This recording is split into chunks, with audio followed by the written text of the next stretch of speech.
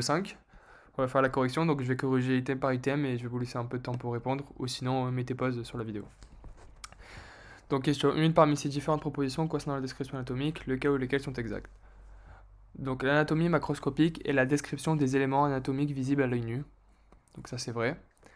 Les cellules se regroupent pour former des organes dont l'étude est l'histologie.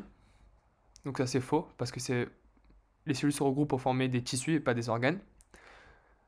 L'organe de l'olfaction comprend la cavité nasale, le nez et la zone olfactive. Ça aussi c'est faux parce que c'est un item restrictif, en fait il manque les voies olfactives. Donc D, l'organe du goût est situé au niveau de la langue. Ça c'est vrai. Pour le membre thoracique, on peut décrire 6 parties, depuis la racine jusqu'à l'extrémité distale, hanche, cuisse, genou, jambes, cheville, pied. En fait c'est faux parce que c'est pas pour le membre thoracique, c'est pour le membre pelvien. Pour le membre thoracique, on a l'épaule, le bras, le coude, l'avant-bras, le poignet et la main. Donc juste pour l'item C, il faut faire attention parce que... Ouais, c'est ça. Il faut faire attention parce que c'est une cavité nasale, un nez, une zone olfactive et c'est des voies olfactives. En QCM, ils font souvent le piège sur les cavités nasales. Donc ensuite, question 2. La colonne vertébrale est constituée d'une partie mobile comprenant 2 os et une partie fixe comprenant 24 vertèbres. Donc en fait, là c'est l'inverse, c'est faux. C'est une partie mobile comprenant 24 vertèbres et une partie fixe comprenant 2 os. B. Le squelette du thorax est constitué de 12 vertèbres thoraciques, 12 côtes, un os médian et ventral, le sternum. C'est faux, parce qu'on a 24 côtes, donc 12 paires de côtes et pas 12 côtes. C. La ceinture scapulaire est formée de 2 os, la clavicule en avant et la scapula, donc omoplate, en arrière. C'est vrai. Un os plat a une longueur et une largeur qui prédominent sur l'épaisseur. Ça aussi c'est vrai. On distingue 2 types de muscles, les muscles squelettiques et les muscles lisses. Donc c'est faux parce qu'il manque les muscles cardiaques. Question 3. Donc 10 correspond au bord médial. C'est faux. 10 correspond au bord latéral. 19 correspond à la gorge de la trochlée. Donc c'est vrai. 23 est la fosse radiale. Ça aussi c'est vrai. 15 est le col chirurgical. C'est faux, c'est le col anatomique. Faut faire attention. 16 est le trou nourricier. Donc ici. Ça c'est vrai. Ok, question 4. La clavicule est un os unilatéral, allongé, situé en regard de la partie antéro-supérieure du squelette thoracique. C'est faux, la clavicule est un os bilatéral, car on a 2 clavicules, et pas unilatéral. Donc le bord médial spinal de la scapula est marqué par un angle très ouvert en dedans, dont le sommet est situé à l'extrémité médiale de l'épine. C'est faux, c'est un angle très ouvert en dehors et pas en dedans. Donc c'est la face antérolatérale de l'humérus présente à sa partie moyenne une crête oblique qui dessine avec le bord antérieur en V ouvert en haut. C'est la tubérosité deltoïdienne, donc V, sur laquelle s'insère le muscle trapèze. Donc ça bien sûr c'est faux, c'est pas le muscle trapèze, c'est le muscle deltoïde. Donc l'épicondyle médial de l'humérus est situé en dedans de la trochlée. Ça c'est vrai. En fait on voit là l'épicondyle médial, et ici il y a la trochlée, donc c'est bien en dedans.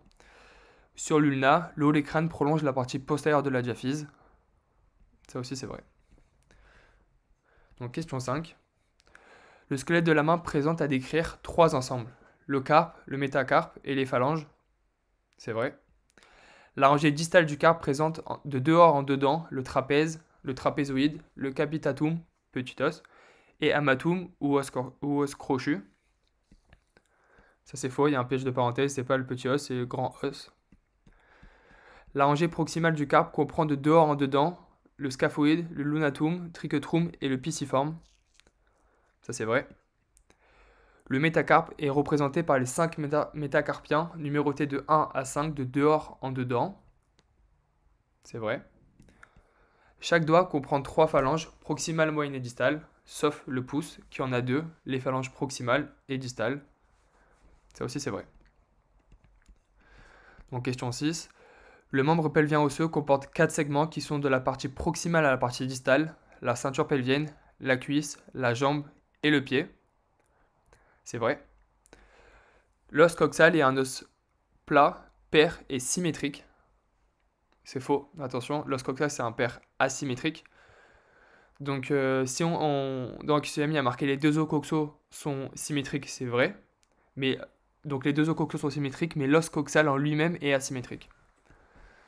Le bord inférieur de l'os coxal est constitué par la branche ischio-pubienne. C'est vrai. La face médiale de l'os coxal est divisée en deux parties par une crête oblique en bas et en avant. C'est la ligne arquée de l'ilium. C'est vrai aussi.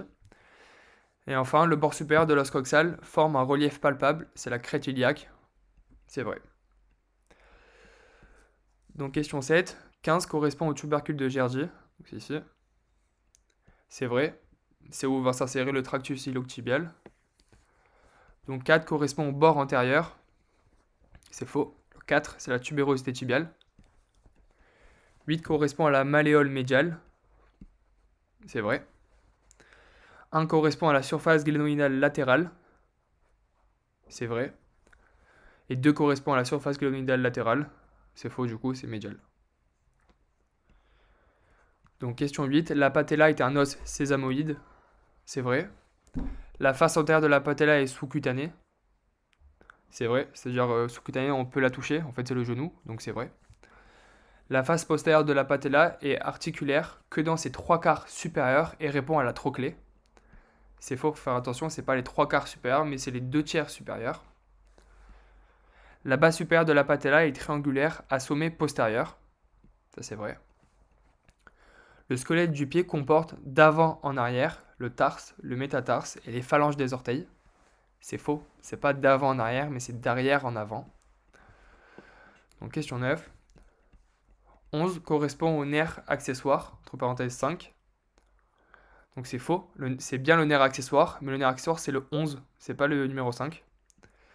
12 correspond au nerf hypoglosse, c'est vrai.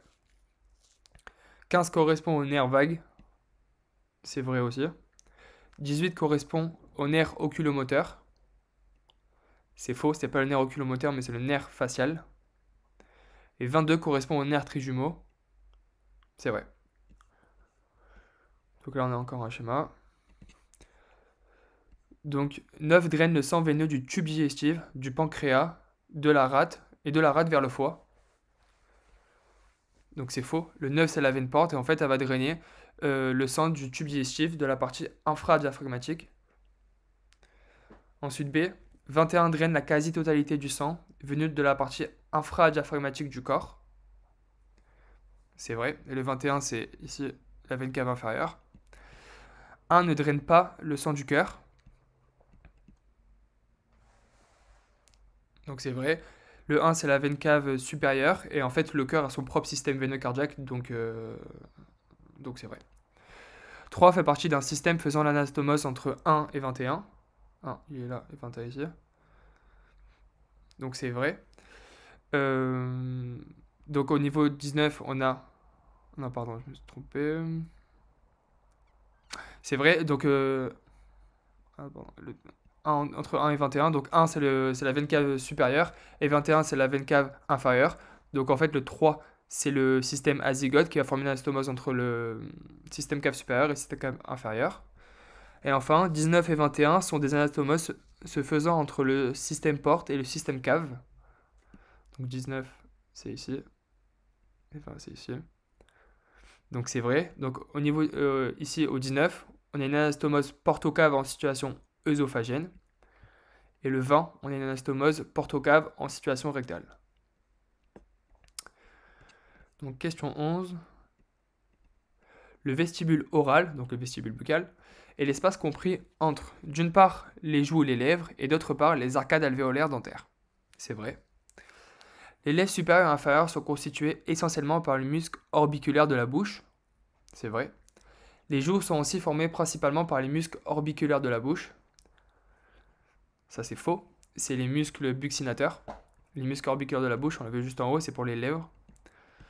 La cavité orale propre est délimitée en haut par le plancher oral et en bas par le palais. C'est faux, c'est l'inverse.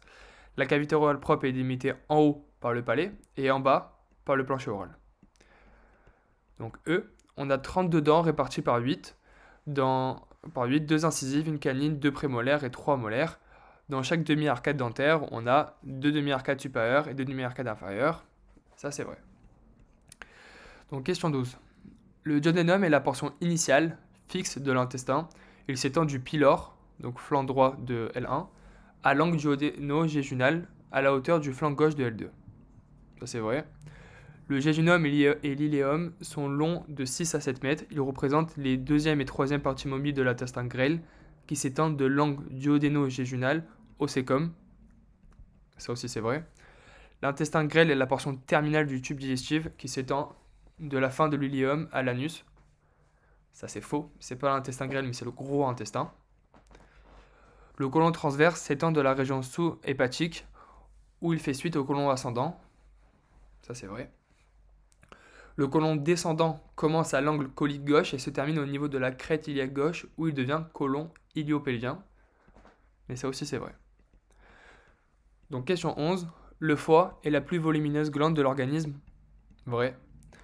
La voie biliaire accessoire est constituée par la vésicule biliaire qui est logée sous la face viscérale du foie et le conduit cystique qui la réunit à la voie biliaire principale. C'est vrai. Le pancréas est une glande volumineuse seulement exocrine. C'est faux. Le pancréas est une glande volumineuse exocrine et endocrine aussi. La tête du pancréas, à l'extrémité gauche, volumineuse, est encadrée par le duodénum auquel elle adhère. C'est pas l'extrémité gauche, mais c'est l'extrémité droite.